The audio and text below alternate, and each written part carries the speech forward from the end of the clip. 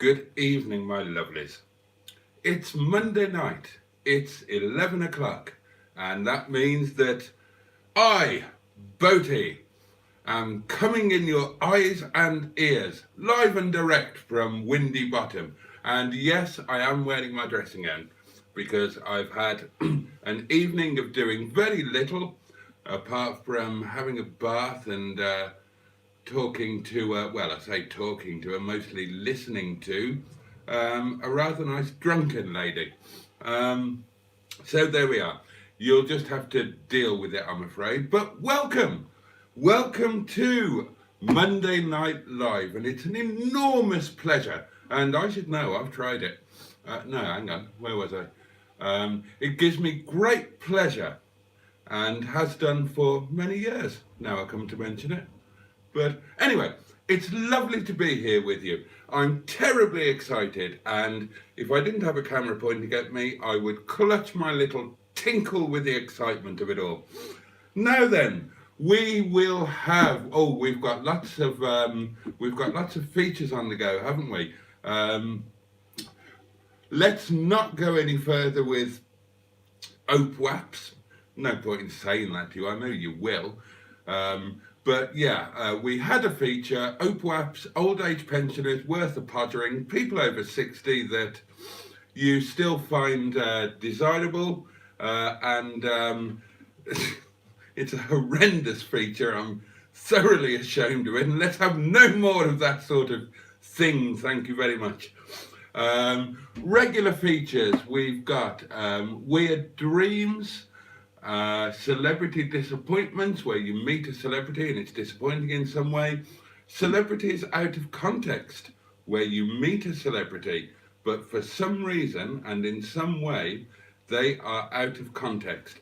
Obviously, I need to know what you had for dinner, and basically throw anything else that you care to at me. Oh, and two new features tonight. Both terribly exciting. One, which do you prefer? Socks that are plain or socks that have a pattern on them?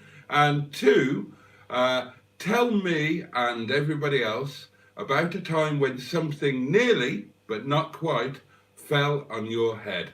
What was it? Perhaps it was a kebab dropped off the roof of a bus shelter while you were waiting for the number 74. Tell us all about it. And anything else that you want to throw into the mix, go for it, and we will pick it up and wring every little bit of pseudo entertainment that there is out of it. So there we go.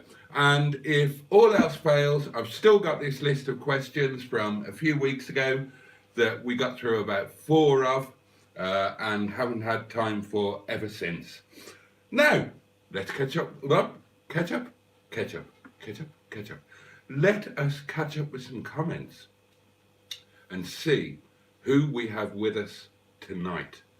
Will there be any brave souls from my singles network, where once again I've advertised this and invited them and said it would be lovely if they turned up? And a couple of very brave souls have over the last couple of weeks, but literally only a couple. Maybe we'll get some tonight. If we do, you know the drill. Make them welcome, don't steal their dinner money, don't flush their heads down the toilet. Oh, and of course, the feature that we uncovered last week was, who knew mustard was a muff magnet? Who knew? Who knew? It came as a total shock to me. Of course, he wasn't here with us on the last one, which was last Thursday, which meant that we could talk about him behind his back. And if he doesn't turn up to this one, we can do the same again, which will be very nice. Now then, let's see who we got.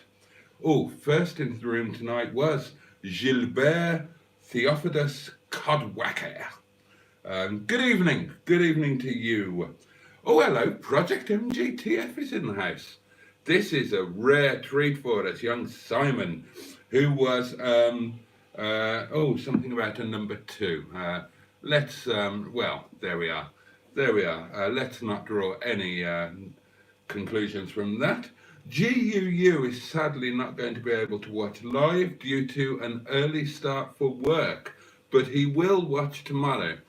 So let's all say hello to him on Tuesday. Hello on Tuesday. Hope your early start went okay. What did you have for breakfast? What would you have for breakfast when you had a really early start?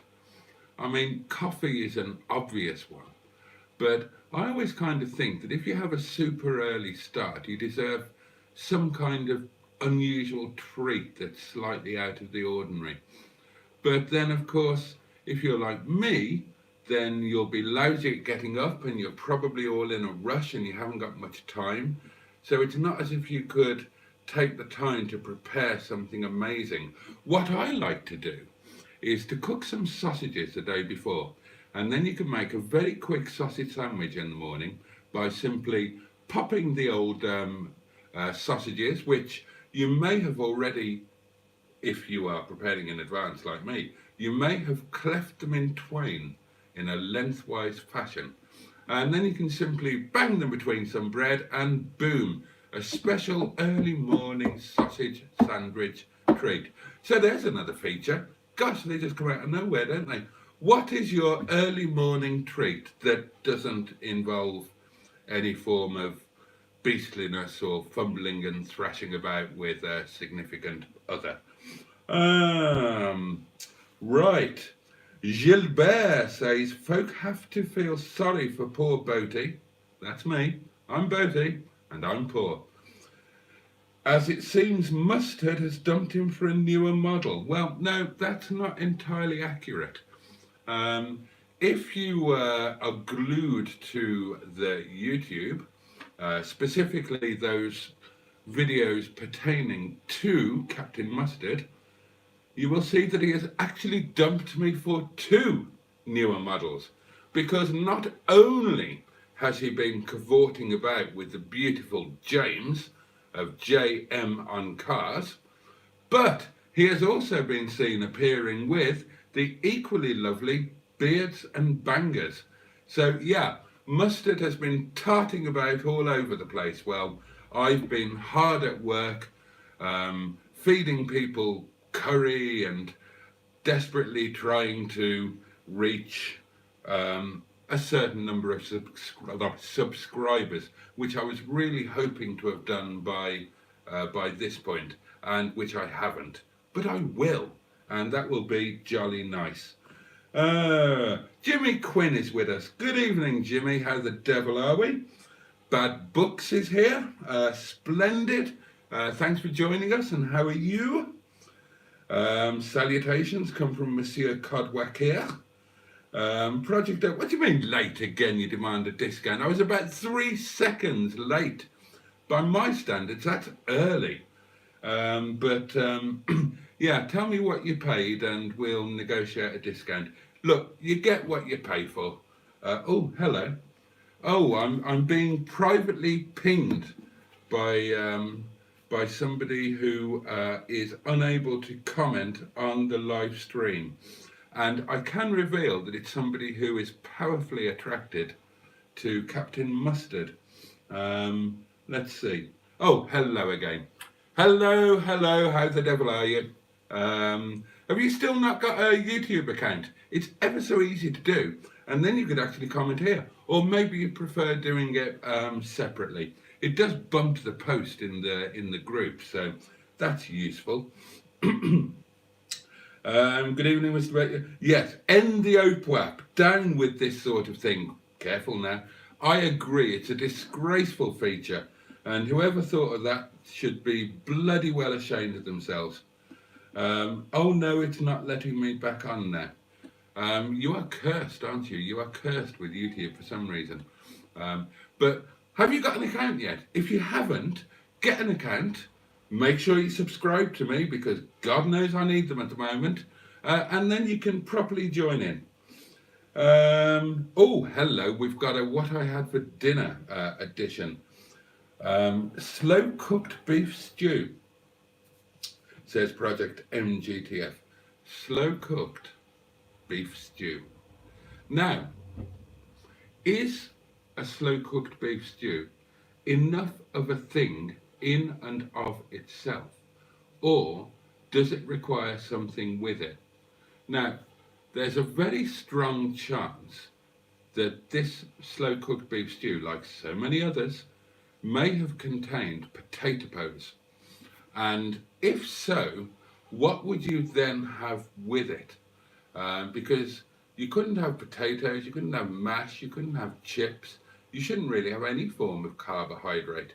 What about some nice thick crusty bread to mop up those beautiful slow cooked juices? Let us know what, if anything, you had with your slow cooked beef stew. Jimmy Quinn, the rich bugger, had ribeye steak for dinner. Ribeye steak! We've got a richo amongst us. Who the hell can afford ribeye steak in this cost of living crisis? But wonderful. Good for you. Can we all come round to your house and keep warm? Because if you've got steak, you've probably also got your heating on. But what did you have with your steak? How was it cooked? Did you have a sauce? Or did you just go for a bare steak with mustard? Let us know. Let us poor people live a steak lifestyle vicariously through your good self. Gilbert had a nice sausage butty from the fabulous air fryer. Right, okay. The idea of cooking a sandwich in an air fryer seems a little out there, but grand. If it worked, marvellous. Oh, and we have our first contribution to things almost falling on your head. A bird dropped a hula hoop on my head when I was walking my dogs once, and that's from Rob Lowe, who clearly didn't listen to the feature properly, because the feature was actually things nearly falling on your head, whereas this is very clearly and obviously a tale about something actually falling on your head. But we will allow it, because the idea of a hula hoop falling on your head dropped by a passing bird is quite a pleasing one. Now, I wonder what flavour it was, because a plain hula hoop falling on your head wouldn't be too bad. But if it was a beef and mustard one, or a cheese and onion one, then you'd get bits of flavouring in your hair, which might be irksome. Plain socks are for losers, says Project MGTF, who some of you, I hope, signed up for after our little series of relatively new channel shout-outs on Thursday. Plain socks are for losers and people who like plain socks. Can't argue with that. My 45's boot lid hit me on the napper as the struts are going. Again, the feature was kind of supposed to be things almost falling on your head, but we will absolutely take that and replace your boot struts. You could get, yours is, I'm trying to think, yours is pre-facelift, isn't it? But if you've got a post-facelift 45, you could fit some super strong struts so that when you clink your plopper, you get an automatically opening boot. And it would have a second benefit of not descending upon your cranium. Right.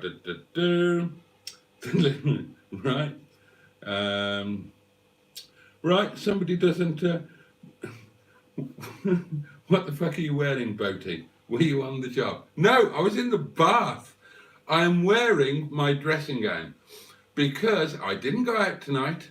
I've had a lazy day and a lazy evening, and I planned to have a very long bath, which was cut short because a nice drunken lady with splendid, well, I was going to say boobs, but that's probably not polite. Busty substance, well, it's probably not polite to mention them at all, but they're jolly nice. And she was a little drunk and she called me, and my bath was a little later than planned. But it was jolly nice nonetheless, and I was bollocksed if I was getting dressed again after all of that. So I'm in my dressing gown. And I have made a boo-boo, and that's not a reference to the previous boo-boo, which was actually a busty boob. Um, let's not get carried away with boobs, can we? I mean, do you have a one-track mind? Are you fixated on boobs? Why do you keep bringing them up? I'm trying to tell you about my dressing gown or dressing gowns because I have two dressing gowns. I have a posh one and I have a slobby one. And I meant to put my posh one on because I'm broadcasting live to the universe, or at least the three of you who are actually part of the universe and tuning in. And I put my slobby one on by mistake. It's not even particularly clean. It probably smells. But there you are. You are seeing me in my natural state. And I think that in many ways that's quite appropriate because by now we're very close. We're almost intimate. And you should see me as I truly am, not some kind of stylized form of me in a posh dressing gown that I only wear when I have female company or I'm in a hotel and I need to go down to the bar and I can't be asked to get dressed. So there you are. I hope that's answered your question. Carl Davis is in the house and says hello to me and hello to you from both me and everybody else. Oh, Mustard is here. Triple M himself is amongst us. Mustard, the muff magnet. So, have we got any ladies viewing? If so, calm yourselves, and possibly some men.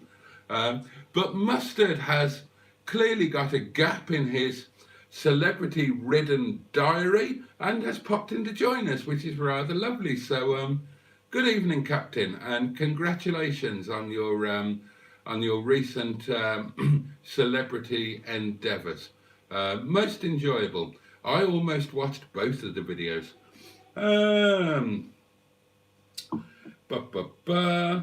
Pity I can't post some pictures, says Mustard. Possibly a pity, possibly a blessing. I am being privately pinged. Oh my God, hello Mustard, from a lady who is a bit of a Mustard or Triple M fan, but can't actually comment here on the stream because she hasn't got a YouTube account, which also means that she can't subscribe to me. Get a YouTube account, Helen, for goodness sake.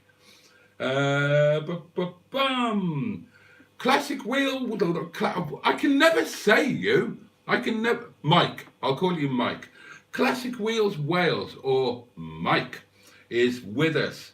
But he doesn't say good evening to you, or indeed to me. He just says good evening to Mustard.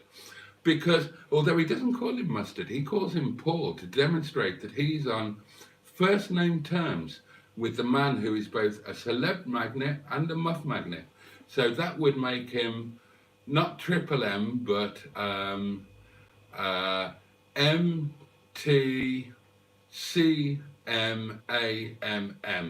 Mustard, the celeb magnet, and muff magnet. But let's just call him Triple M because it gets too long. Anyway, Mike isn't interested in saying hello to any of us. He's just saying hello to Mustard because Mustard is clearly the biggest influencer and celebrity type fellow in our current enclave. But hey, we are standing on the shoulder of a giant and it behoves us all so to do. Oh, hello. Where are we? Gilbert says, I'm not reading that out. I'm not reading that out. I've just had another private message and I'm not reading that out. That's a terrible word and you're not going to get me to say on YouTube. Outrageous. Now, where did I get to? Hello, Mike, Carl and Jimmy, says Mustard. Project MGTF says, caution everyone, Paul the influencer is in the room, hold on to your wallets. Gilbert has a ripping idea, and possibly in a few comments' time he'll let us know what it is. James Alroyd is here. Greetings to you and welcome. Oh, what's Bad Book's got to say? Flock of geese flew over whilst I was walking the dog. One goose went to the bathroom and luckily hit the dog. Luckily? That's quite a selfish use of the word luckily, although understandably so. I take that back. Bonus was, said dog loves shit. So, bonus for the dog, absolutely. Negative was, I'm not saying that either. Stop pinging me with outrageous abuse. Goodness sake. Oh dear.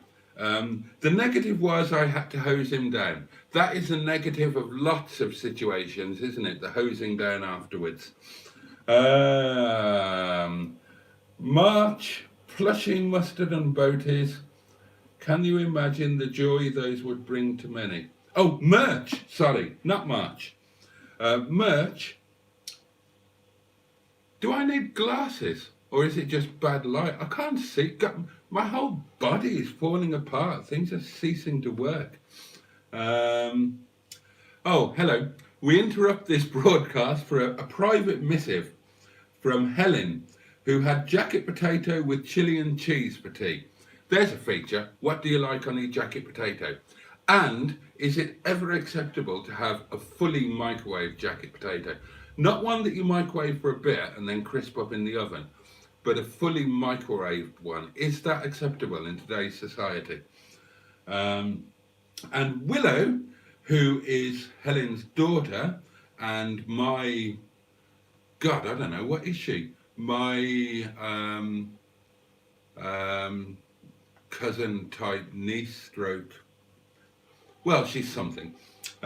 Willow sang carols to old people in a care home with the Salvation Army first. Oh, well, that's lovely. What a lovely thing to do. All in favour of that. Merch. All the cars that Boaty owns in model form. At least I can read this one out. Kenneth Williams will be turning in his grave. Yeah, well, thank you for sending me a DM that I can actually read out without being banned. Honest to God, you think mustard is all lovely and fluffy and avuncular, which is a lovely word. I like the word avuncular. And he's not. He's a foul-mouthed, terrible man. It's outrageous. Don't be fooled by the public persona. If you could see the things that he's pinging me, the abuse, the actual abuse. Oh, my life. Anyway, where did we get to? Oh, merch.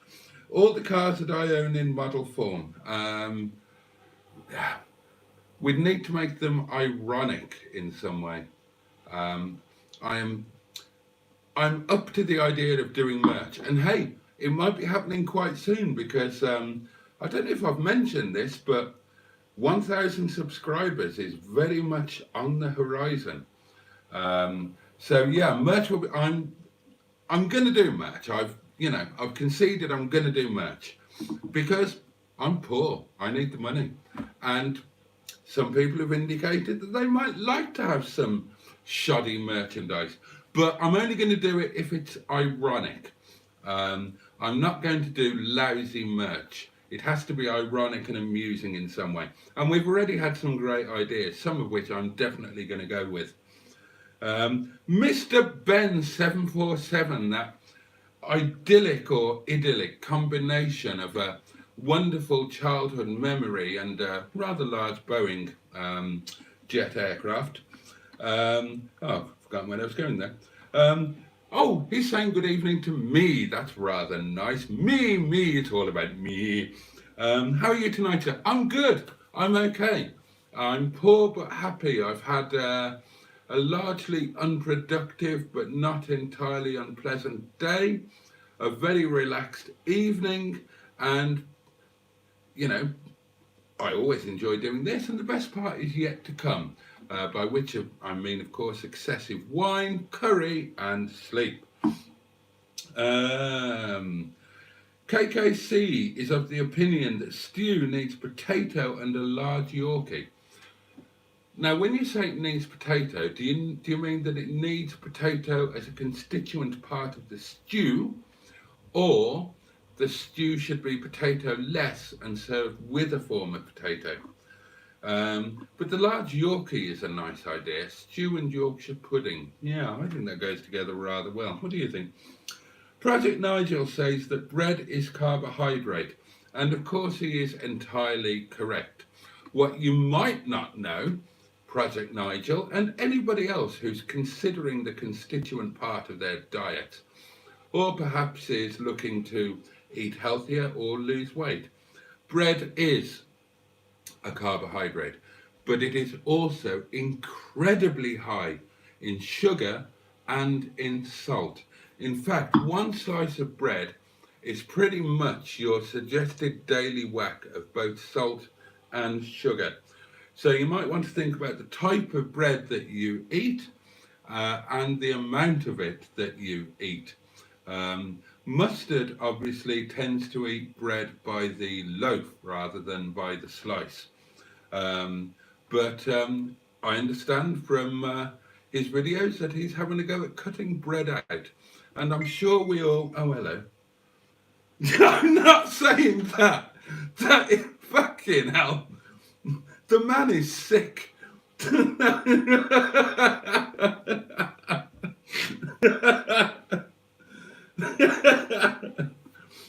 Oh dear. Where was I?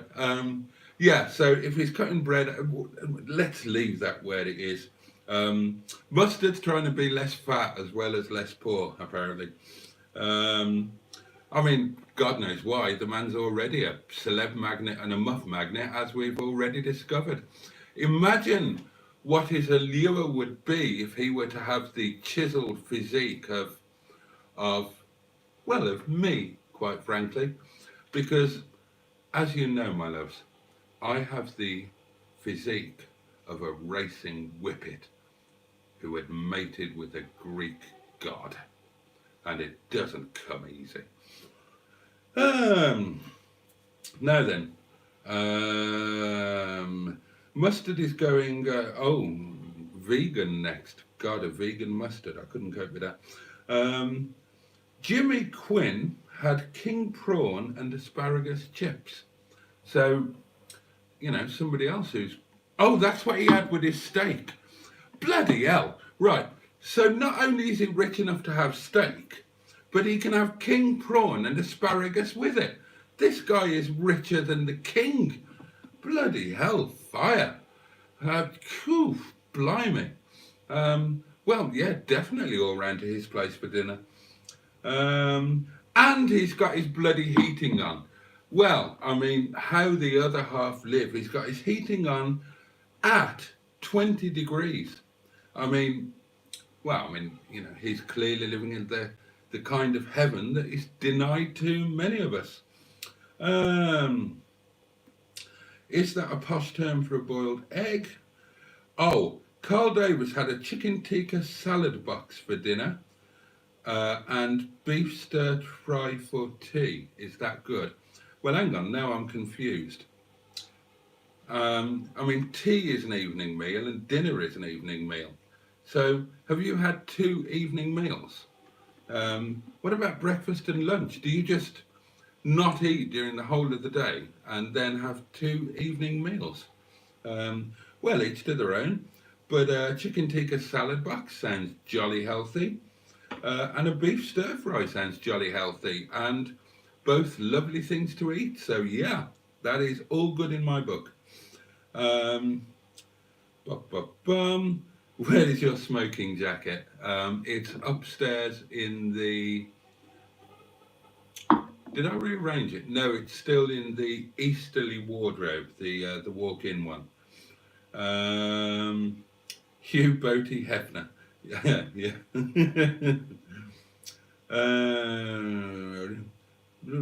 Shower is better for the economy. Well, I had a bath and a shower because if I have a bath, then there's always that thing at the back of your mind that you are lying in your own muck, so you need to have a shower afterwards to clean off and to wash your hair.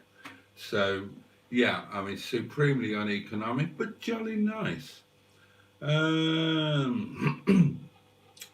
Oh, another merchandise idea. Mustard heated work onesies. Um, God, why not? Why not? Dear me.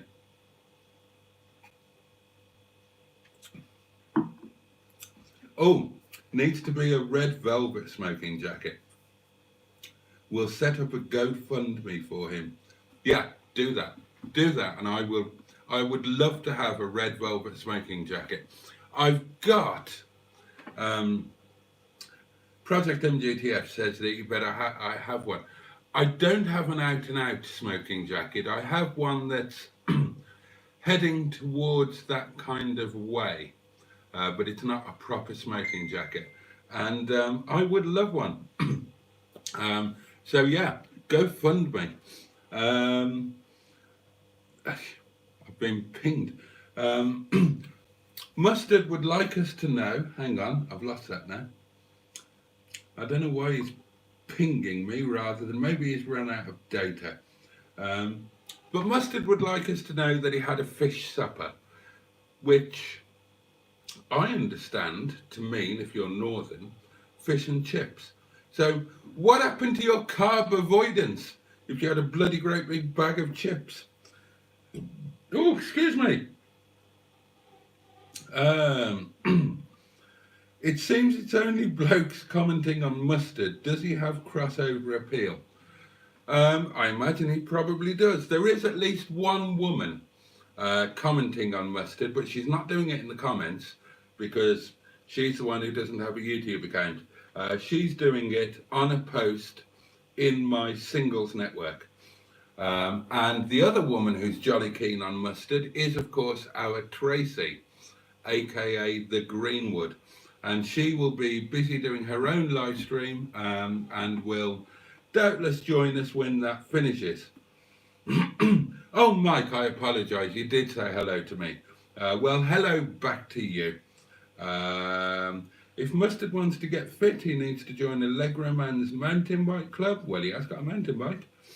My mum once dropped a kitten from a window on my Auntie May's head accident.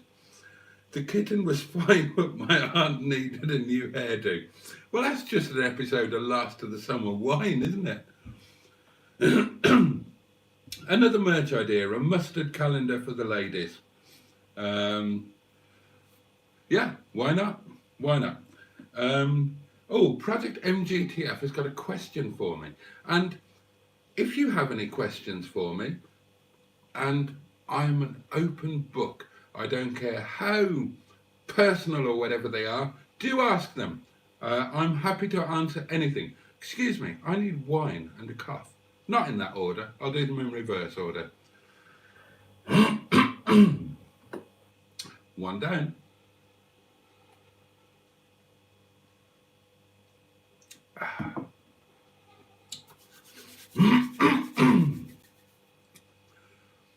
Do you drink?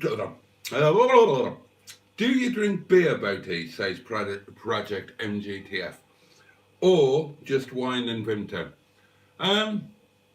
I don't really drink beer and haven't done for years and years and years. What do I drink? I drink water. I drink coffee first thing in the morning. That's essential. I drink Vimto during the day. That's true. And I drink wine of an evening.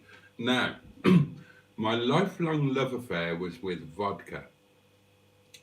A well-iced vodka and tonic was my best friend in the world, but I liked it a little bit too much and realised that whilst I loved it very much, it perhaps wasn't the best friend for me.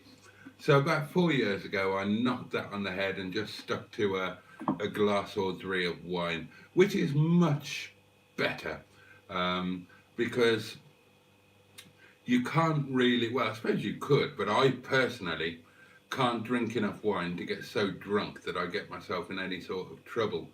Um, and, you know, booze is a lovely thing, but when you go a little bit too far with it, it's not so lovely, is it? And I think that's a lesson that many of us have had to learn. Anyway, there we are. Mustard calendar for the ladies. Oh yes. Pots separate, potatoes separate. We're back to the we're back to the stew feature. We were talking about a beef stew, but I'm happy to open the feature to sort of any stew really, even Irish stew. Knock knock, who's there? Irish, Irish who? Irish stew, Irish stew who? Irish stew you in the name of the law. That was a good joke, was that? I lost 7 stone. Bloody hell! I lost 7 stone in 6 months. Oh, you fucking disgusting man! Oh, that is outrageous. Oh. Lovely, lovely, fluffy, fluffy Captain Mustard is sending me outrageous filth again. Now, put that on your bloody calendar for the ladies. Yeah, 1 month can be fish supper month, and that's not a picture that I'm going to be looking at anytime soon. Bloody hellfire. Anyway, KKC's talking about diet, and he lost 7 stone in 6 months with intermittent fasting. Now, I understand that fasting is a really, really good thing for the body. It's certainly part of more than one. Oh, hello. I'm being interrupted again by.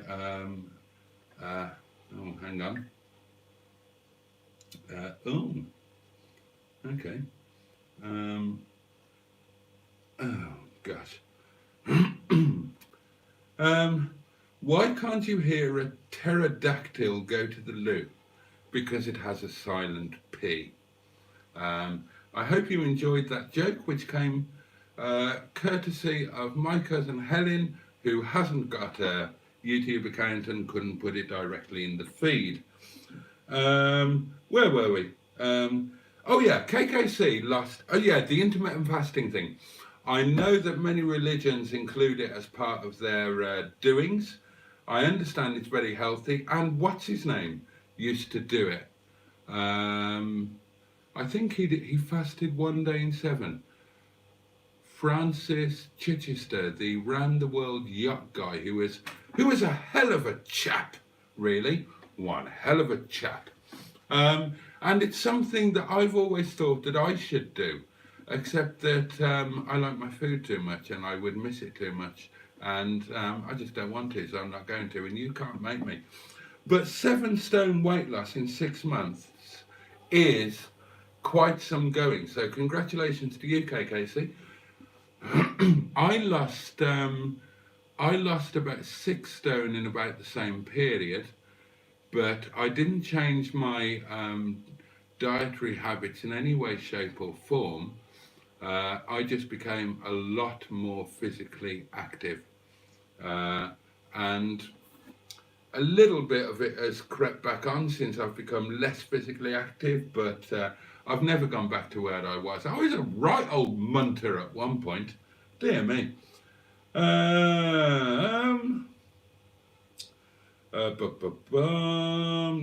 right, mustard's not going to be vegan. That's good. A boaty cookbook. Yeah, we've had that idea before. I would like to do that. I'd like to do a cookbook or a cook video series for doing cheaty stuff, semi-cheaty stuff on a right tight budget. Basically, ideas for ways that if you're a bit of a lousy cook and you're living at or near or below the poverty line, ideas for decent meals. I've become quite good at them entirely through necessity.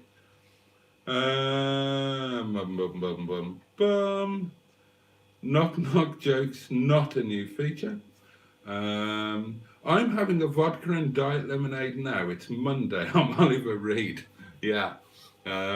My thing used to be vodka and tonic, but I did enter the vodka world by drinking vodka and diet lemonade, and then moved on to tonics. I thought it was, yeah, um, I've put a fair amount back on again. Aim for 1,200 calories a day and eat in an 8-hour window. Um, I try to be a little bit careful about what I eat, although I sometimes fail. But the one thing I have gone into is portion control. I used to eat massive great portions, and that's no good. My Not my most recent ex, who might not be an ex, or the one before that, but the one before that, Boo, my lovely Boo, who I miss terribly. Isn't it a shame when you have relationships with amazing people and you don't just fancy them, uh, and you don't just love them, but you actually like them as people, and you're interested by them, and you care about them, and you respect them, and then when the relationship ends, everything else goes with it so often, and that's a real shame. I miss Boo. She was my best friend as well as being my partner. And I wish that we could be on a friendly basis. And I have tried, and excuse me again, I'm a bit coffee tonight. Um, yeah, I have tried, and I send messages, and she does reply. But there's obviously a bit of hurt on that side of things, and but I think it's a shame that you can't. I would love to. I've said this before, but I would love to be friends with every single one of my exes because they were all fabulous people. Otherwise, I wouldn't have been in a relationship with them. Um, but maybe they don't want to be friends with me because I'm a horrible arsehole. There is that possibility. Um, Now then, where did we get to? Um, Here. Oh, right, yeah. 1,200 calories a day, eating an 8-hour window. Oh, yeah. But Boo said to me, and Boo was, she had an incredible body, my God almighty. There were, ooh, what? I should say so.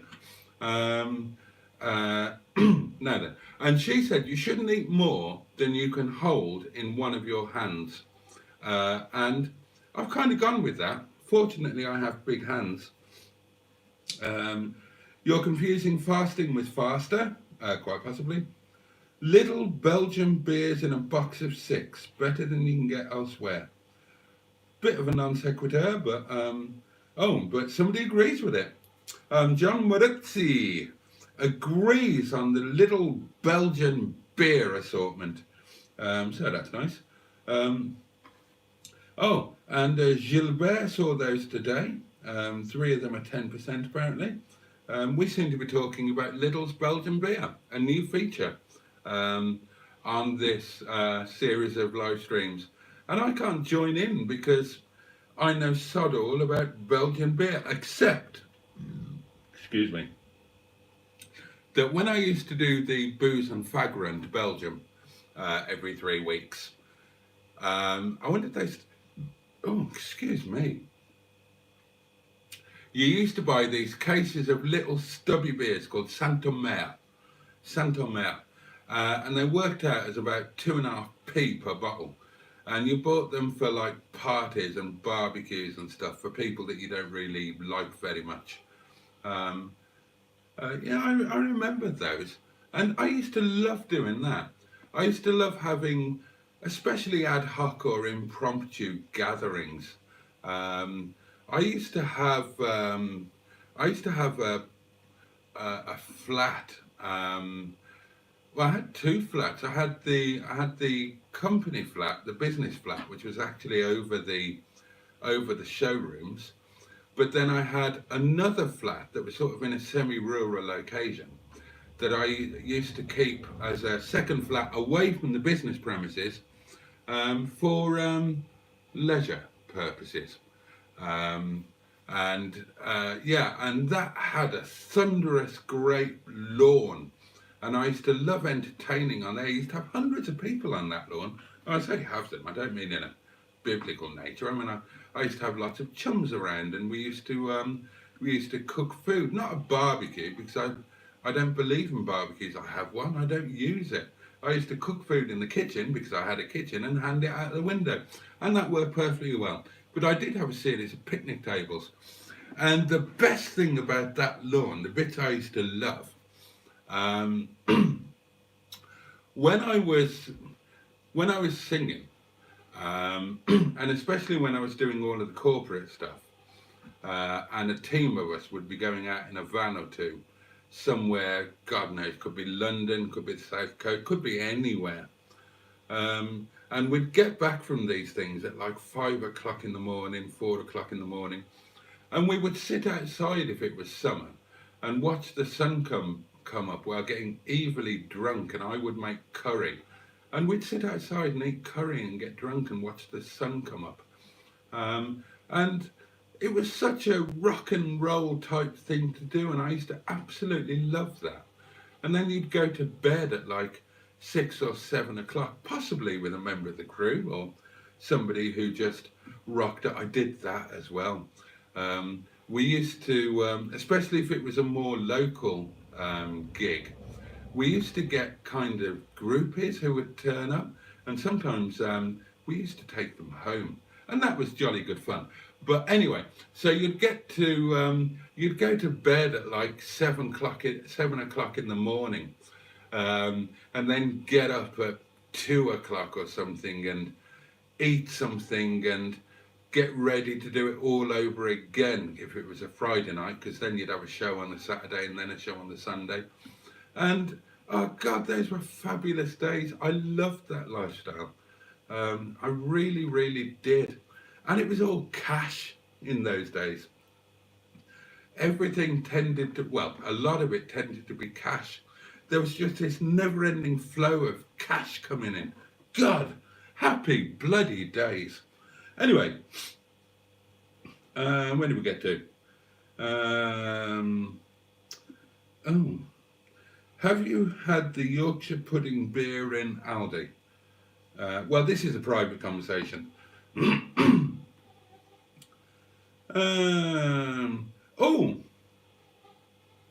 hello. Gwendolyn Gilbert is with us. Project MGTF, are you the one who sent me here? I saw wine, so I clicked and subscribed. Thank you, whoever you are. Welcome. Thank you for subscribing. And hi, I'm Boaty, and these are my friends. And this is a live stream where we just chat about all sorts of nonsense. And we do this every Monday and Thursday from 11 o'clock until whatever time I have to stop, because I need curry and sleep and wine and things. But so glad you're here. Tell us about yourself.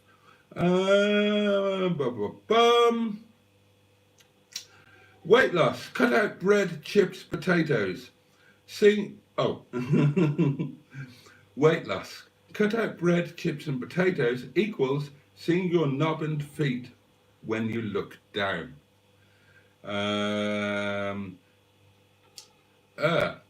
Gwen has subscribed for you, Boaty. Thank you, Gwen. Thank you so much. What are the number of subs now? I don't know. Shall we have a look?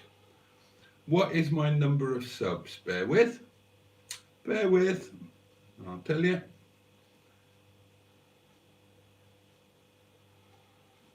Oh. 968. Still 32 to go. Thought I had more than that. Some of them must have buggered off. I remember being on my first holiday alone in the south of France, says Simon, Project MGTF, drinking those stubby beers. Oh, those were the days. Weren't they just, my friend? Weren't they just? Aldi used to say, bloody hell, I might as well get sponsored by sodding Aldi and Lidl. This live stream appears to be a conduit for Lidl and Aldi chat. And the irony about that is I won't go in them. I've been in once with Mustard. He dragged me into one, and I bought a really cool thing actually. They've got it's wonderful. They've got like a middle bit where they sell all sorts of random crap quite cheaply, and I like that. But yeah, it's the snob in me won't allow me to go into Aldi and Lidl, and I know that I'm poor now, and that I'm not entitled to snobbishness, but you know, old habits die hard. So anyway, let's talk about Lidl and Aldi. Okay, here's a feature. Oh, I need to stretch my legs. That's better. Oh, that's actually quite liberating. Broadcasting with legs stretched out. They're normally kind of tucked in underneath me, underneath the chair. And I'm quite a tall chap, so that's a lot of tuckage. But tell me why I should shop in Lidl and Aldi. And then I'll tell you why I shouldn't. The queues, for a start. People buy,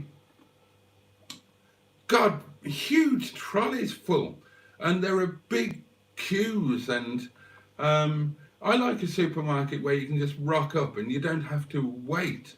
And ideally, I like a Waitrose where you get free coffee and the times free. Anyway.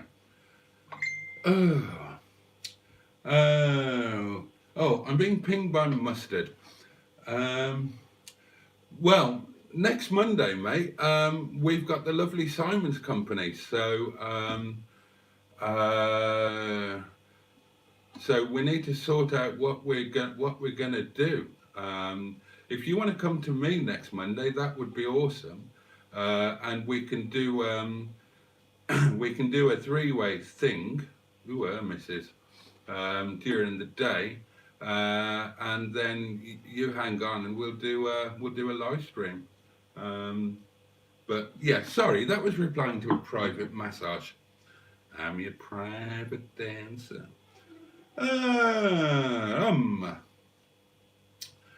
Also downing a full bottle of coconut rum. That will not have ended well.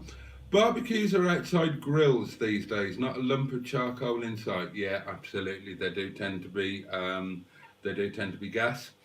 Black Lines wishes everybody a good evening, and I'm sure we all reciprocate. Have you thought about doing a Christmas single? Yeah, I talked about this on Thursday, and I've got what I think is the ideal song for Mustard and I to recall. So I will work on getting the karaoke version of said song, and at some point when Mustard and I are together, we will record it, and it will be released in some way, shape or form, somewhere around Christmas to raise money for something. Possibly us. God knows, we're in need. But yeah, oh, Mustard, that might come as a surprise to you, but yeah, I've got an epic song. I'll ping it to you. I'll ping you my idea for the song. Biddly do. I don't want to know. When you ran, a question. Gilbert Codwacker says, when you ran pubs in the West Midlands, which breweries did you work for? Well, initially, I worked for something called the Little Pub Company, owned by a guy called Colin O'Rourke. Now, some of you Midlands guys will know this, and you'll know Colin O'Rourke. I wonder if he's still alive, and his lovely wife. Colin O'Rourke, known as Mad O'Rourke, and he had a chain of pubs around the West Midlands, which were, they were called various things. Let's try and remember some of them. There was the Little Sauce Factory, that was the one in Worcester. God, I can't remember all of them, but there really were quite a few. And my first place was Mad O'Rourke's Kipper House, which was in Bradley Green. And then after that, I ran a chain of 4 pubs, which were privately owned free houses. So I've never worked for an actual brewery. Um, I ran free house, pub, restaurants. So there you go. That answers that. Um, oh, and somebody checked my subscriber count 968. Yeah, so close. I know, so close. I was hoping to. I was hoping to hit it for tonight, and I really tried hard today. God knows, I pulled out all the stops. I put up 3 shorts that I hoped would be entrancing and amusing, and they did really good numbers, and they did get me good subscribers, but not quite enough. And then I put out a begging post on my own Facebook and in my singles network, which got me a couple, but yeah, not close enough. We're 32 away as we stand, and you know they'll come. But yeah, it's really exciting, and I'm so grateful to each and every one of you that subjects yourself to my awful shenanigans. Oh bloody hell, Jim Biscuit! Oh, sorry, you're not Jim Biscuits anymore. Well, the channel is Shoestring Shed, and if you're not subscribed to Shoestring Shed, you should be. So that will be a shout out that goes in the blurb when I type this up on my virtual electric typewriter afterwards. But the artist formerly known as Shoestring Shed, no, the artist formerly known as Jim Biscuits, who is now, oh God, what are you now? Dinky Critter Bugger the Third or some such nonsense. Anyway, he's here, and he's a jolly nice chap, and I'm jolly fond of him.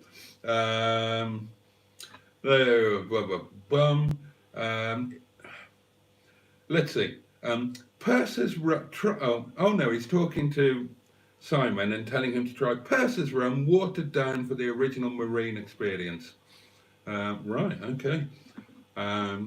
Yeah, try the Golden River as well while you're at it. Let's have a sub party. Stay live till the 1000 happens. Sod that, it could be 3 or 4 days, yeah. Farm foods and herons are for very poor folk. Well, God knows we're all pretty poor at the moment, apart from Jimmy Quinn, who's rolling in it with his 20-degree heating and king prawns and avocados and ribeye steak. Thank you very much. Actually, that's quite healthy thinking about it, isn't it? King prawns, steak and avocado. That's a really healthy, well-balanced meal. So fair play on that. I mean, it's an expensive meal, but it is well-balanced. Little curry is fab. I'm going to disagree with you there. I'm going to say, and this might be controversial, but I'm going to say that any curry from any form of supermarket or shop, which is going to be a microwave curry, I'm going to say it's not fab, I'm going to say it's crap. Possibly controversial, but, oh, you know, make curry yourself. It's so easy to do, and it's cheaper, and you can make it to your own taste preference, and it will be so much better. And yeah, do that. And you know, so many of those microwave curries and all microwave meals, they've got crap in them.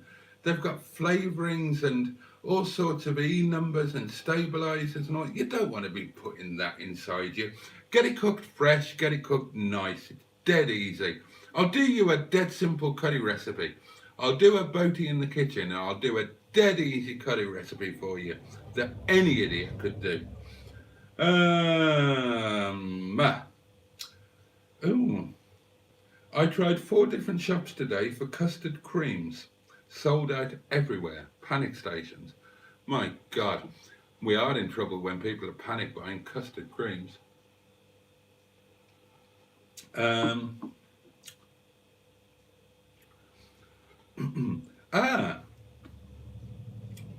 hello. Um, Gwendolyn Gilbert, I don't know why you're Gilbert, because you're probably not, but in my mind you are. Almost exclusively a wine drinker. Used to be a vodka or Scotch whiskey person, but too much silliness happened. Yeah, that is exactly why I gave up vodka. Too much silliness. Lidl wine is another bloody plug for Lidl. I'm going to get sponsored by Lidl. Christ almighty, they're getting more advertising here on these live streams than throughout their TV thing. Captain Mustard would like some pity subs tonight. Well, what are we supposed to pity you for, Captain? I mean, many of us here have got YouTube channels and you're the most successful of us. You're also a celeb magnet. You're doing collaborations with the most famous people in our area of YouTube. Plus you're an undoubted muff magnet. So why would we be feeling pity for you? You should be feeling pity for us. And you don't need any subs. You've got more than enough. And I want to catch you up one day. So no, no pity subs. Everybody's here or is already subscribed to you anyway. What is your favourite steak cut? Let's open that out as a question to everybody, but I'll certainly tell you mine. My favourite has got to be fillet. And yeah, filet mignon. It's okay, that might be a bit predictable, but it genuinely is. It's not the most tasty, and it definitely needs a sauce. But yeah, given if money is no object, then given a choice, I'm going to go for Chateaubriand every time, with a really nice triple peppercorn sauce, heavy on the booze. And when I say really nice, one I've made myself, because all the peppercorn sauces or sauce au poivres that other people make, they're too creamy, and I don't do dairy, and I don't think a proper au poivre sauce should be creamy. I think it should be in your face. I think it should be boozy, and I think it should be bloody spicy. I think it should bang you over the head when it hits you, and that's the kind of sauce au poivre that I make. But yeah, what's your favourite cut of steak? Are these fun because of the constantly changing, useless and random things aisle? I'll give you that. I will give you that. That was a very welcome surprise to see that, and I would be tempted to go back in just to look at all of that stuff, because it is kind of fascinating. But then you're faced with the checkouts, and they're not fun.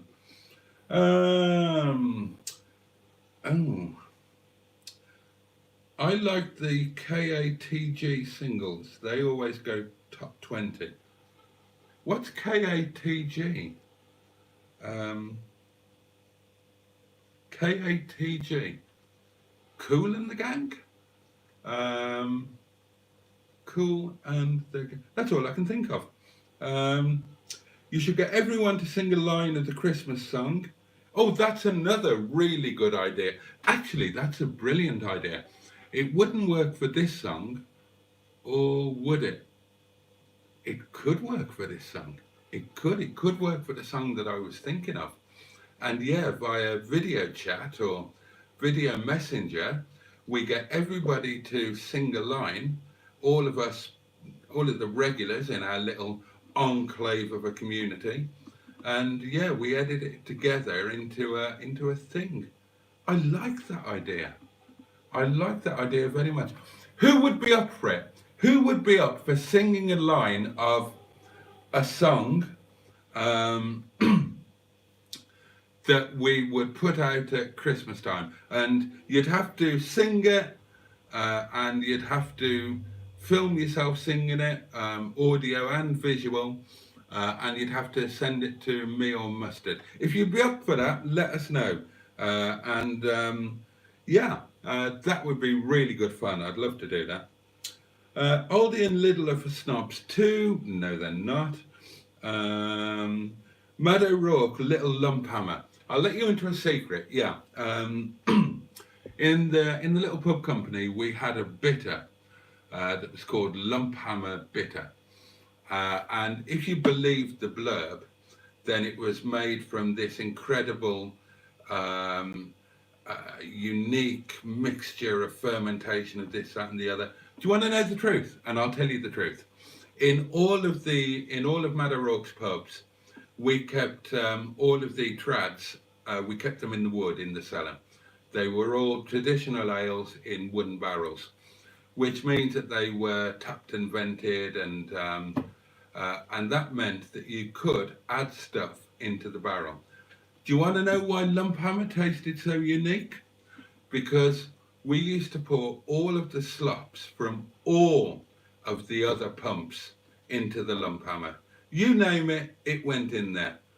So yeah, there you go. That is the truth of Lump Hammer Bitter, and you got that from the horse's mouth. The queues are longer but go down quicker. Yeah, but it's still a queue.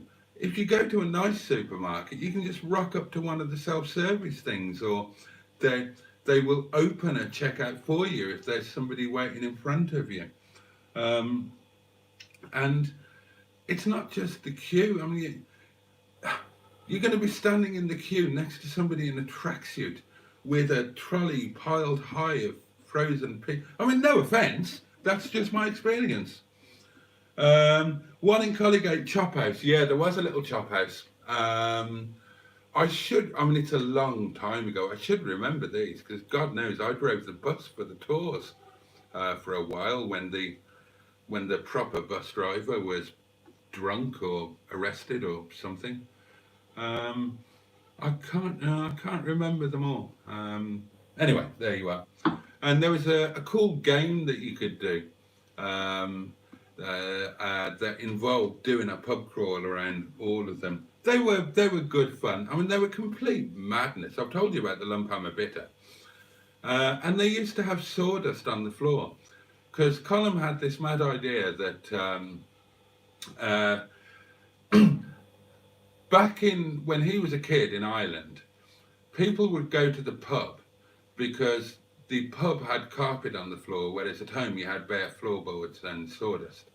And he said, no, everybody's got carpet at home, so the pub should be bare floorboards and sawdust, so that people get that difference. And so that's the way they were. The pubs used to have bare floorboards and sawdust, which invalidated business insurance and were an actual fire risk and were against all of the fire regulations because we used entirely the wrong sort of sawdust. But, you know, back in the day, that sort of thing didn't seem to matter so much. It was a simpler time. But there you are. I was going to tell you something else. Oh yeah, and the other thing was he refused to serve chips in the restaurants. No chips, absolutely not, because everybody served chips, so he wouldn't.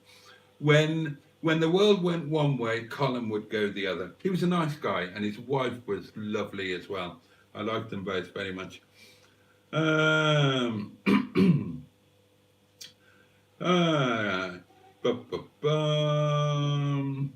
Dinky Crittenberg. Yeah, that was it. Do I actually know your real name? I'm not sure that I do. Is your real name Jim? As in Jim Biscuits? Or do I just not know your real name? Are you just this random guy whose videos I watch and who has been in one of my videos, at least one, and who I like and chat with and everything and really look forward to meeting one day? Do I not know your actual name? Shoestring Shed is a great channel. I get to live out my dreams of having space to work on stuff through his videos. Golden River is an RAF thing. Well, I bow to your superior knowledge on the Golden River, sir. Mustard tries tin curry and cat food as a new feature. Yeah, that's more of a his channel thing than mine. But Yeah, tinned stewed steak. Here's our feature. Who eats tinned stewed steak? Because it's not cheap. Even in the discount places, it's about £1.50 for a tin of, what is to all intents and purposes bloody cat food. I subbed you twice today. Yeah, you did, and I'm very grateful, mate. But you still don't need any pity subs. You must have got right, Mustard. How many subs have you got so far from that thing with? Well, not just that thing with James, those things with James, because you got the full video on JM and Friends. You've got your own video with James in it with tags all over the place. You must have picked up hundreds and hundreds and hundreds, because you did well enough off Matt, but he's got what, 4 times the amount of subbers that Matt's got, so you must be doing massive numbers. So don't come here asking for your pity subs. Give us some pity subs. You jump on, do a live stream, and shout all of us poor sods out in it as well. And get us some pity subs. Although I do have to say that one of the reasons that I've got so close to 1,000 subs as quickly as I have is entirely down to Mustard, who was incredibly kind and generous with his mentions and collabs and whatnot, and tags, and so a lot of it is down to him, and that's why he is part of my intro. Doing his ironic help for my channel by telling everybody that it's all absolutely pants, but that I'm a nice guy. Let's see. I bet Mustard won't do a collab with Hubnut. They mentioned her height difficulties in a video last week. Who did? I didn't. I bet Mustard would love to do a collab with Hubnut, but I think that Mr. Hubnut, who I'm sure is, I don't know him, I would assume that Ian knows me from back in the day. I might be wrong, but I would assume he does, because he was, before all of the YouTube thing, he was a motoring journalist at the time that I was a dealer and I had the showrooms and had the auctions. So if he's a classic car journalist, he's going to at least have been to my place, and at least seen me, if not actually spoken to me and interviewed me. I don't know who he was working for back in the day. I think he was freelance, so maybe he never got to interview me. I tended to only do the bigger names. I don't think I did many, if any, interviews with freelancers. But nonetheless, I assume that he probably knows me from back in the day, and possibly I know him from back in the day, although I don't remember him. But I certainly don't know him now. But he doesn't seem inclined to do collabs with the little folk. He's a great big name, and he does collabs with other big names, which is absolutely fair enough. Whereas Matt, Furious Driving, and James, JM on Cars, seem a little bit happier to do stuff with the smaller people who, and I think that's a lovely thing to do, because they won't be getting anything from it. Because if you've got 60, 70, or in the case of James, 300,000 subs, you ain't going to get much from doing a collab with somebody with like 3,000 subscribers, are you? So they're doing it out of very genuine reasons, because they're part of the same community, they're like-minded people, and I think that's a fabulous thing to do. And it's a sort of thing that, and in fairness, let's throw mustard into the same mix, because mustard did it absolutely with me and has done it with other people as well. God knows I was no help to mustard, but he still was happy enough to do stuff with me and still does. And you know, I like to think that if I ever got to a decent size, I would try and do my bit as well. But I don't think any of us are going to be doing collabs with Ian anytime soon. Uh, maybe I'm wrong. Maybe I'm wrong. But that's the impression that I get. Oh, I tell you what, it's 12:15. Excuse me while I have a short comfort break. Talk amongst yourselves, and oh God, I got millions of comments to catch up on. Where did I get to? Excuse me just one moment while I top the wine up, have a little comfort break, and we shall resume in a few minutes. I can still hear you, so it's all good.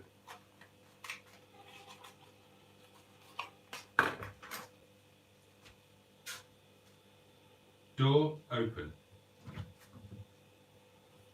Helps if I unlock it. Door open. Thank you. I do love a voice activated door.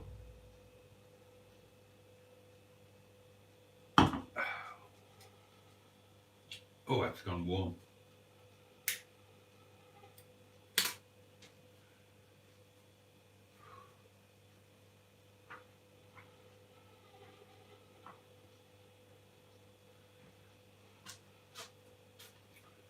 Let's top the wine up.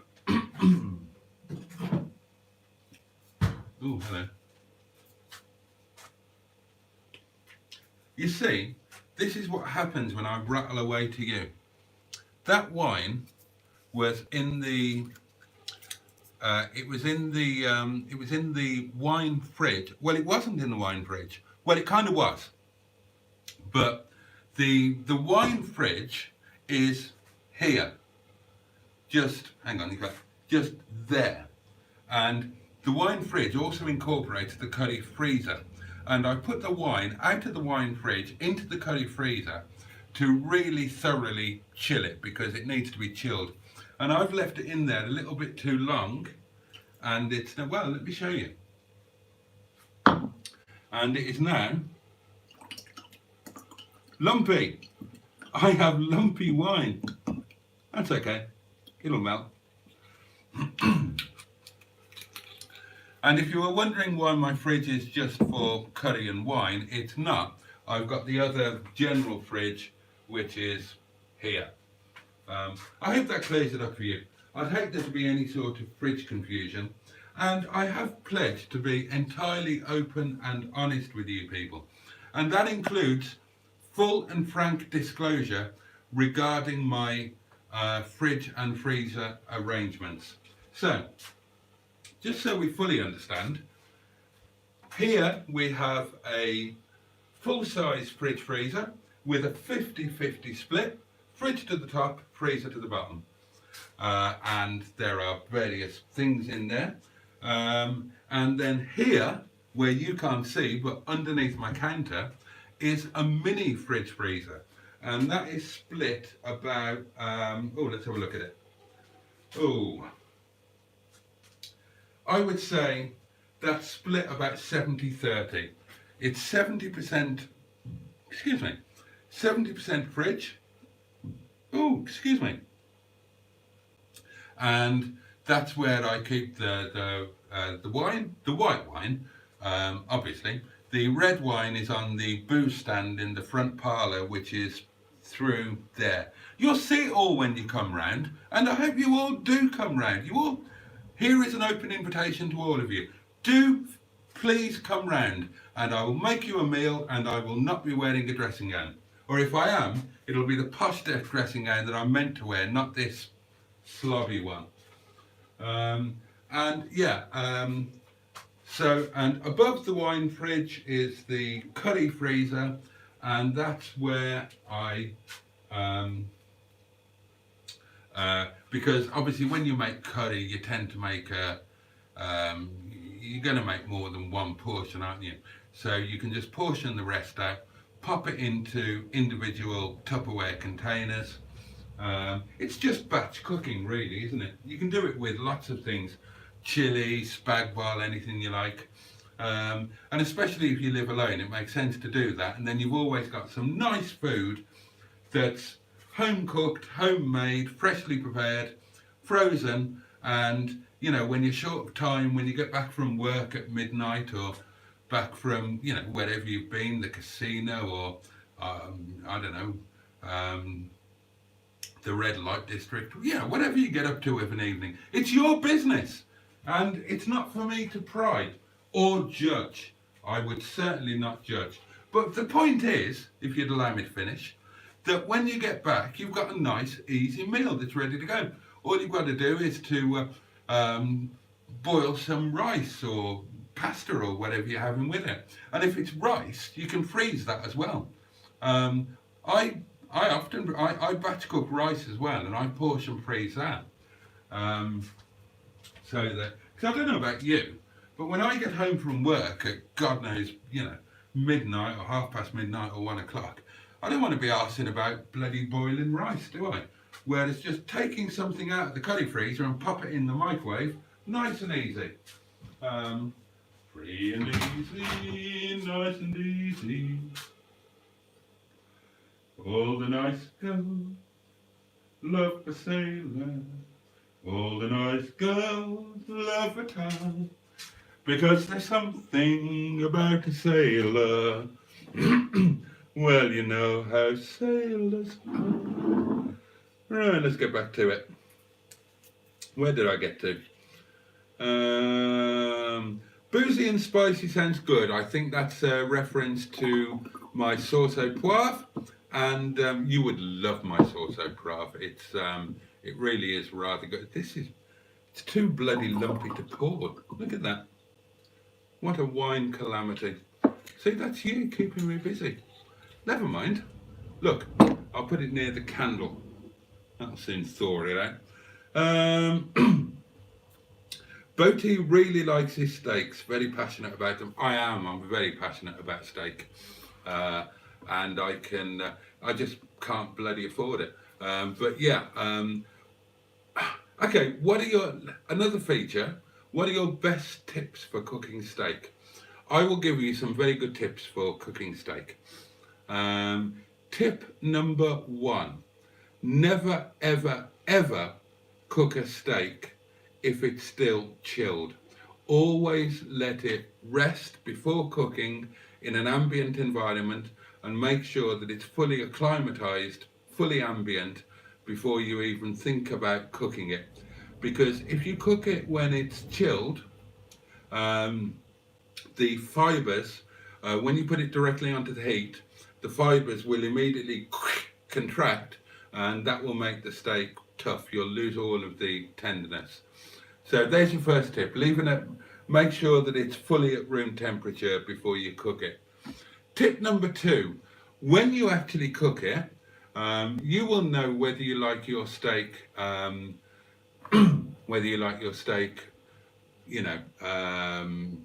rare, medium. You will know how you like it. The best way to make sure the steak is cooked how you like it is by touch. You can't always see, because every steak will react differently. So you can't necessarily see by the steak brownness, you can't necessarily see by pinpricks of blood or juice or anything else that anybody tells you. The only way that you can really tell is by pressing it.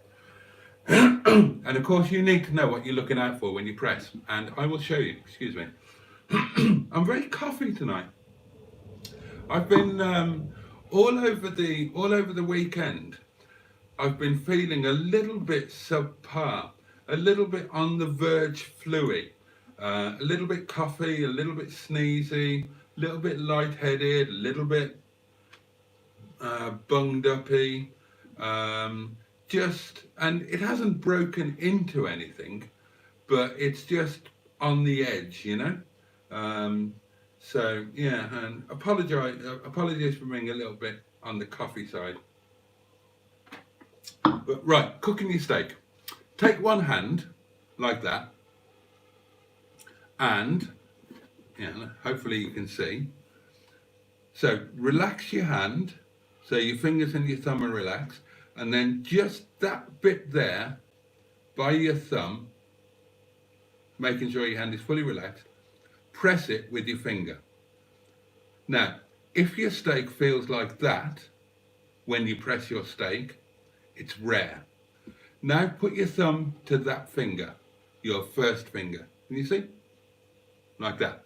And press it again. If your steak feels like that, it's medium rare. Third finger, that's medium. Fourth finger, medium well. Last finger, that's well done. And my sorry. And my final tip for steak, and this doesn't just count for steak, it counts for any beef or any red meat. Rest it. Always, always rest it.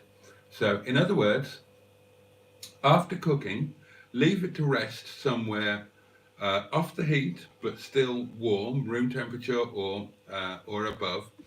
And you need to rest it for at least the same length of time that you cooked it. Okay? Now, if you carve or cut it before you've rested it for that length of time, then it hasn't got its shit together, and you're going to lose a load of juice, and your steak is going to be, or your beef or whatever, is going to be dry. When when you see a plate with juice or bloody juice running all over the plate, it's not because the meat is undercooked. It's because the meat is not rested. So So if you cook a joint of beef for an hour, you need to rest it for an hour. If you cook a steak for 3 minutes, you need to rest it for 3 minutes or more. So there you go. Those are my steak tips. Lidl and Aldi have a simple range and great smart battery chargers and great metal paint, but full of coffin dodgers and long queues at lunchtime. Well, that's enough to put me off. KKC prefers sauce Diane made with mustard. Each to their own. Shoestring Shed. I can't say your channel name. Shoestring Shed. I mean, it's hard enough at the best of times, but after wine, my God already. I think we should do our own Rover version of Perfect Day. It's a thought. Or what's your idea for a joint collaborative song? Me. I don't mind being crap at singing, done loads of times already. There you go. That is our first volunteer for our collaborative Christmas song. Brilliant. I'm in the States, so we have another American. How splendid. Our usual American friend, Mr. Stephen S. Paul, doesn't seem to be with us tonight. He'll rock up late on and say, oh, I didn't realise this was on, or he'll comment tomorrow saying, bugger me, I missed it again. I'm in the States, so Aldi checkout usually isn't too bad. Not sure why that would be, maybe not as popular here. I didn't even know that there were Aldi in the States. I used to live in the States, and I certainly don't remember seeing any Aldis. Maybe it's a more recent thing? I don't know. Best steak is fillet with Stilton and port sauce. Well, you're half right, half wrong. The best steak is fillet. Stilton and port sauce can go away because cheese is evil. Aldi is the only shop where you can go in for some bread and come out with a welder, two trombones at a caravan awning. It has got that going for it, and if I'd have been more aware of the random element. In fact, do you know what? That is so random and so me that as a result of that comment alone, I will go in to an Aldi or a Lidl. And see if I can, and I I pledge that I will enjoy it somehow. I was in the school choir, says the artist formerly known as Jim Biscuits. I must have been ugly though. I was the only one that wasn't molested. Yeah, well, I mean, you have our entire sympathies. And if that's something that still rankles with you, then I'm sure we can arrange a meeting and we will all. Oh no, I can't say that. I'll get kicked off YouTube. Um, uh, oh, I didn't know you had Aldi there. Yeah, I didn't know there was an Aldi in the States either. That is a major. Oh, Jimmy Quinn, bless him, with his usual reminder. Yeah, please. In fact, it's not all just about me. Yeah, I would love you to click like on this live stream and any other video that you, of mine that you watch. But it's not just about me. Any video that you watch of anybody's, take the 1.5 seconds it takes to click like. Because it really does help that channel in terms of how the channel is viewed and how the videos are dealt with by the YouTube algorithm. So yeah, always click like on a video, unless you didn't like the video or you don't like the person who posted the video, in which case don't click like. I mean, don't click dislike, because that's actively unpleasant, unless they deserve you to be actively unpleasant. Unless they've been awful or horrible or, in some way terribly antisocial, in which case, please go for it. But otherwise, just be neutral and don't click like. But for videos that you do like or don't mind or want to help the channel out, make the effort to click like. It honestly does make a difference. It's not a meaningless click. It is not a click that was in vain.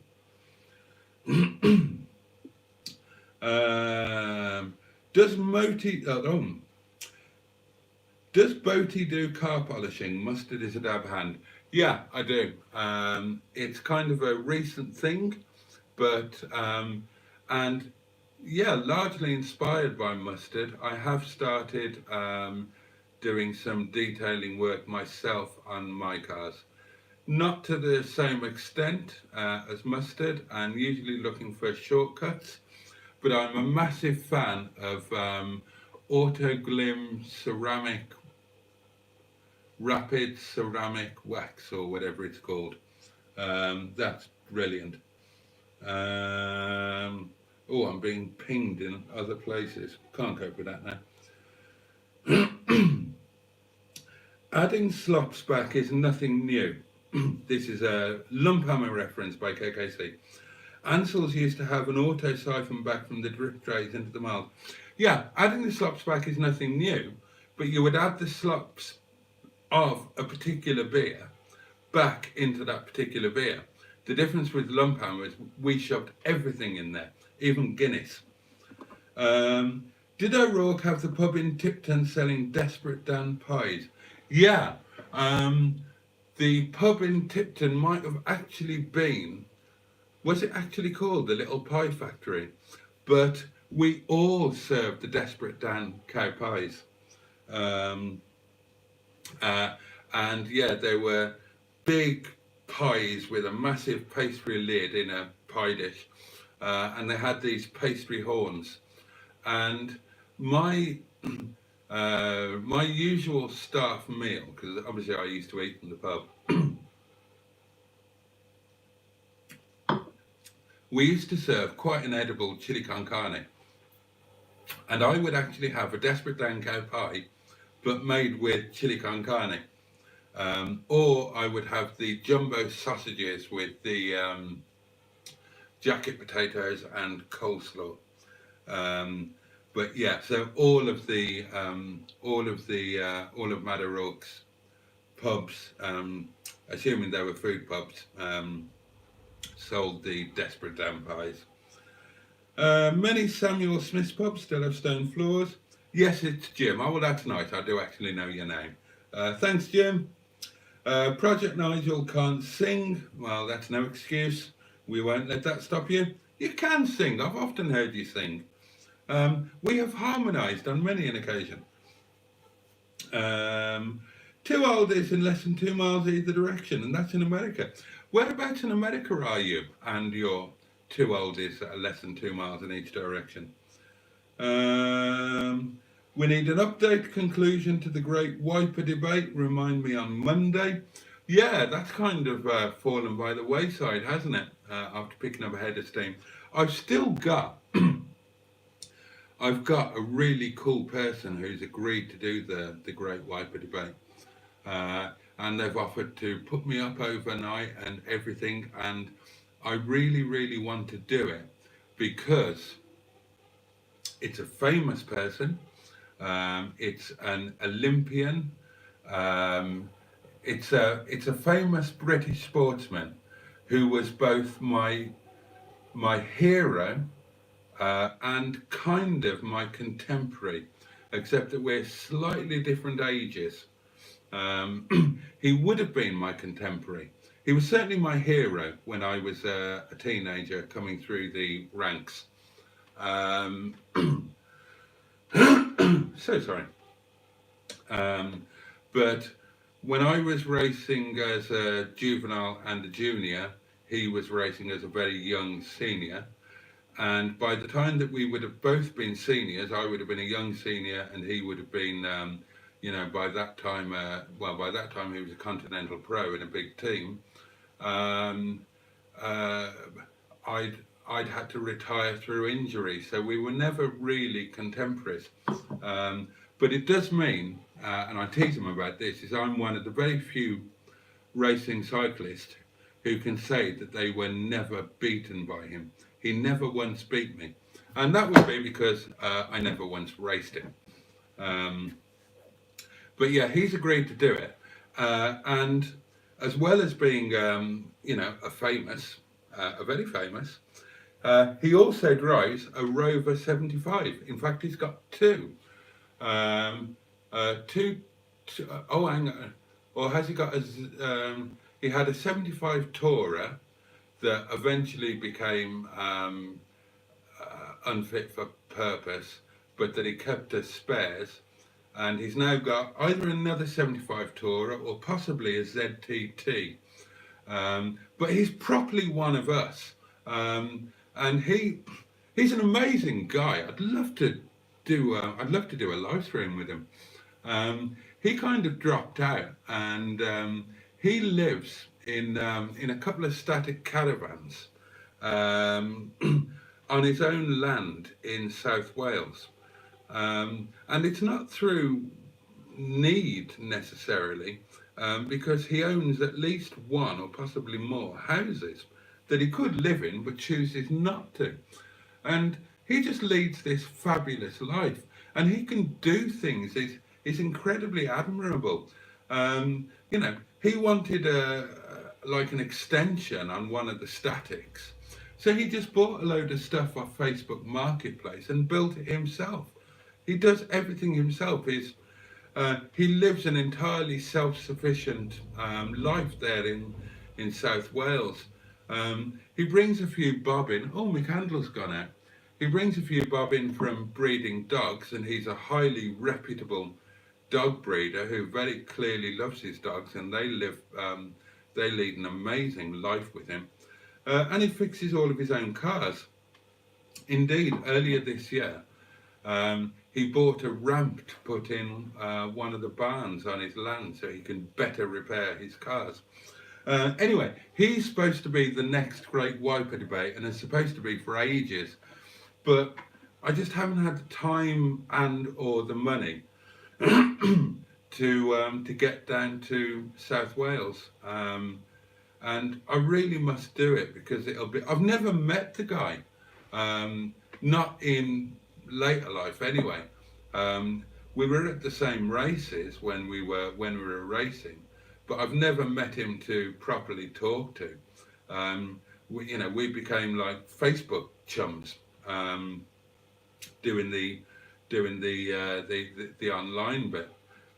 So I'd love to meet him and spend the evening with him and do the great wiper debate and just have an amazing chat. Hopefully get some footage as well, because he is happy to be filmed. What I really want to do is to write his biography or co-write his autobiography, and I keep nagging him about it, and he absolutely refuses to do it, which is a shame because he's a very part of the thing about him having dropped out from normality or whatever is that he tells the truth about stuff. And that includes telling the truth about drug use amongst his contemporaries during his time. And any of you who know anything about cycling will know that there's a thing called a meta, which means that you don't talk about that stuff. And he does. And he's very open. And he doesn't go out of his way to talk about it. So he doesn't do, he doesn't push to do interviews, and he hasn't written a book, or he hasn't got a YouTube channel or social media presence where he talks about this stuff. But if he comes across it in a Facebook group, and he has his own very good Facebook group, 80s Cycling Remembered, when he comes across it, he's just very honest and open about it. And, that includes being honest and open about people who are still in the current eye, not as athletes, but, as national coaches about things like that. And he will tell you quite blatantly what happened when they were racing together and shared a hotel room. He knows all the dirty secrets. And he's a bloody good laugh and a genuinely nice guy. So I would love to do that, and one day I will. It's getting to that time, isn't it? Let's catch up with the comments then, because it's almost time to say goodnight. The wiper debate must continue. Absolutely. So how did Boaty come to be known as Boaty, asks Gwen, an American friend.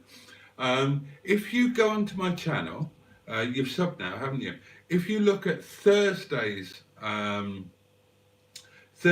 live stream and go right to the end, to the last 15 minutes, I do explain why I came to be called Boaty.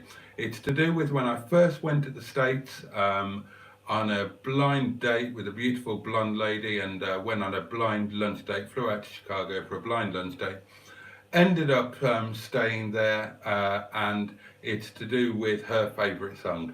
But yeah, if you go to last Thursday's live stream, last 15 minutes, you'll find it.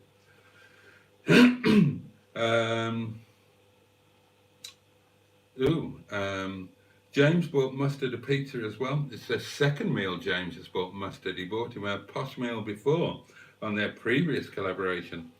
Same goes to you, Project MGTF. I answered the question in Thursday's doings right at the end.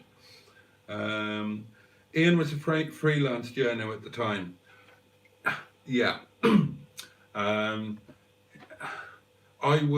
I and the showrooms and the auctions were really high profile. We used to get worldwide media coverage, TV coverage from around the world, because we handled some really important sales. And Ian was local at the time, so he would have been to my place many times. But I don't recall specifically talking to him, meeting him, or giving him an interview. But there were so many back in the day that you remember the memorable ones. I mean, obviously I remember the Top Gear boys. But yeah, so I'm away to bed. Have fun, everyone. Good night, Black Lions.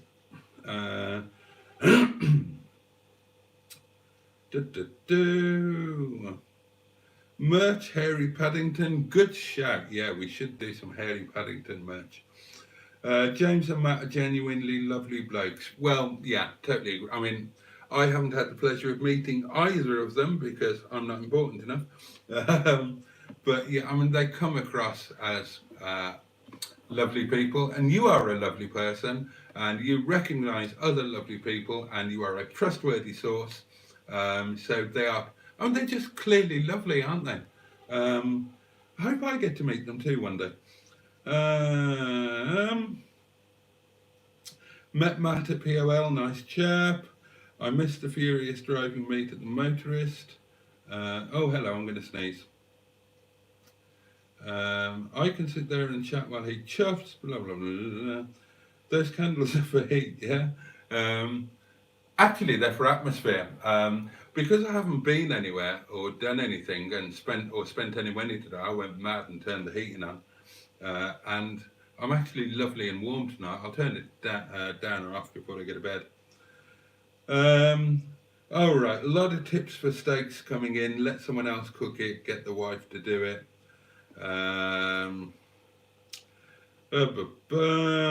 Boaty's going to do his thumb trick. Totally.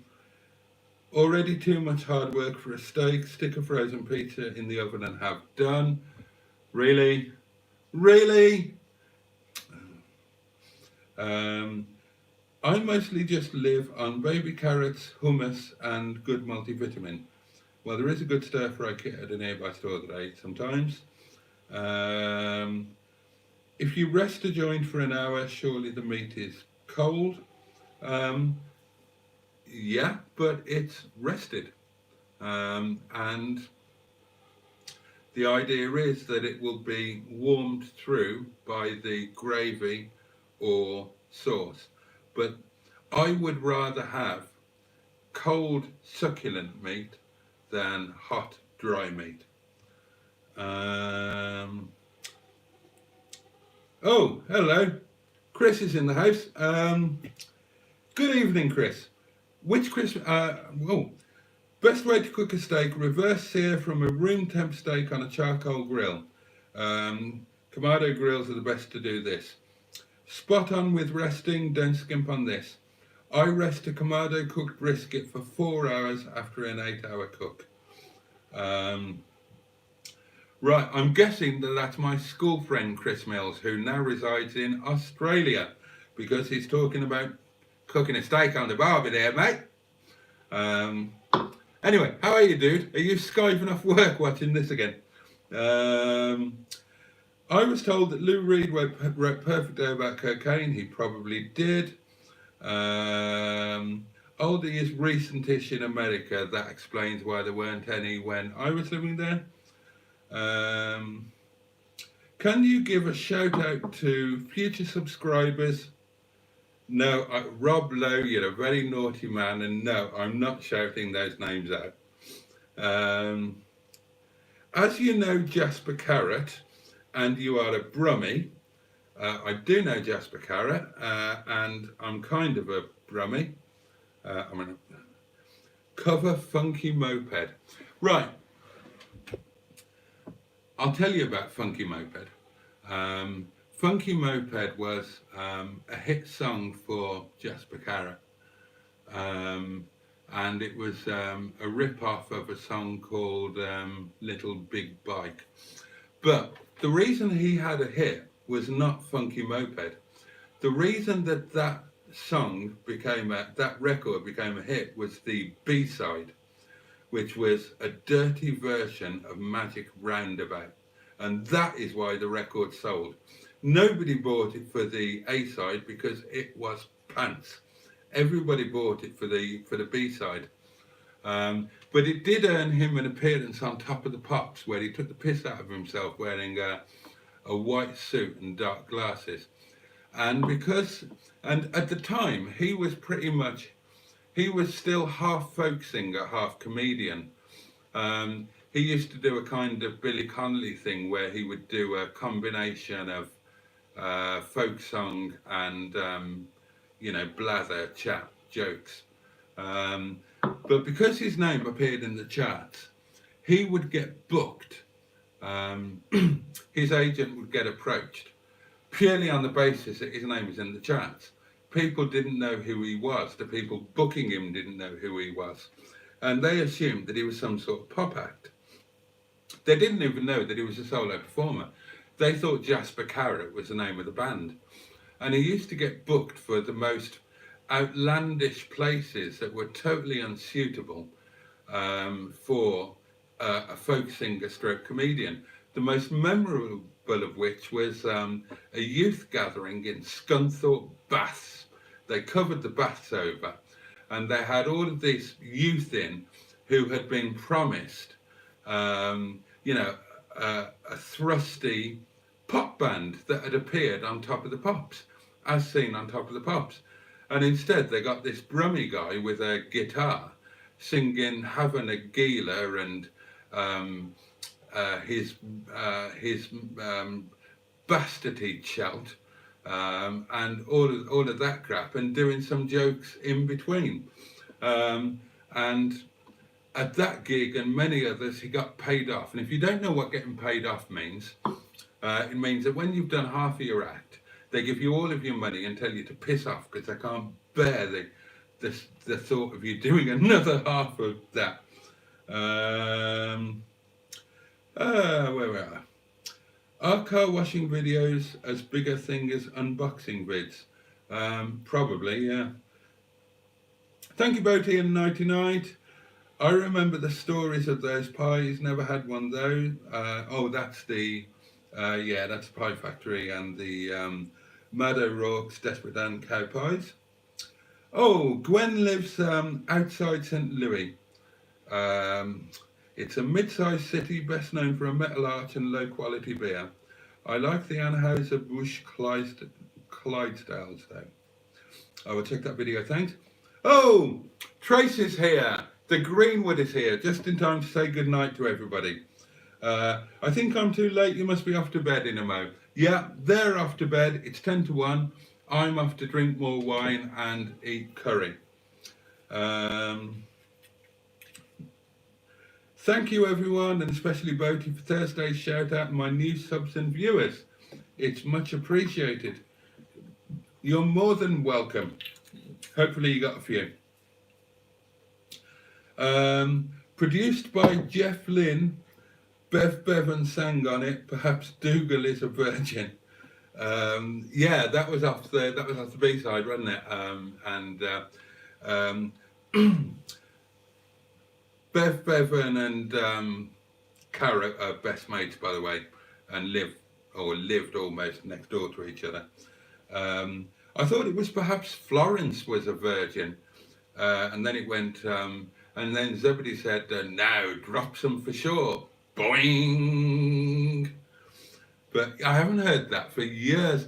I wonder, is it here? Is it here on YouTube? If it is, let's all go and look for Jasper Carrot's Magic Roundabout.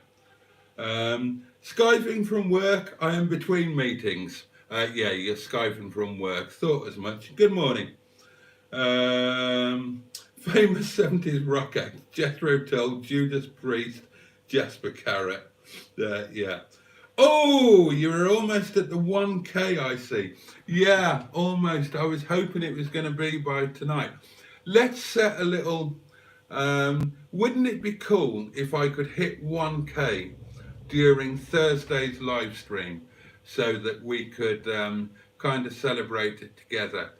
So let's have... yeah, you could be fine. Boing!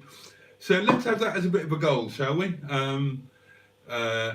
Let's try and get to 1,000 during Thursday's live stream. That gives us a couple of days to do it, and then we'll work on the next person who's nearest to 1,000, and then the next, and then the next, until we're all at 1,000, and we're all doing wonderfully well, and we're all subsidising our hobby and having a lot of fun. This year you'll get the 1K. This year? Bloody hell. I wanted to get it this night. It's only 32. Thursday at the latest, hopefully. Mind you, that said, you never know, do you? I mean, I had that thing where a load of people unsubscribed for some reason. I can't remember what video it was that I put out, but I lost a shed load because of it. Take someone hostage and live stream it. Not a bad idea. Well, if I haven't hit it by next Monday, guess who I'm taking hostage? Right, it is that time, my loves. It's 5 to 1. So it's not me though. He says no. Too late. I've already backseated you. So yeah, time to say good night.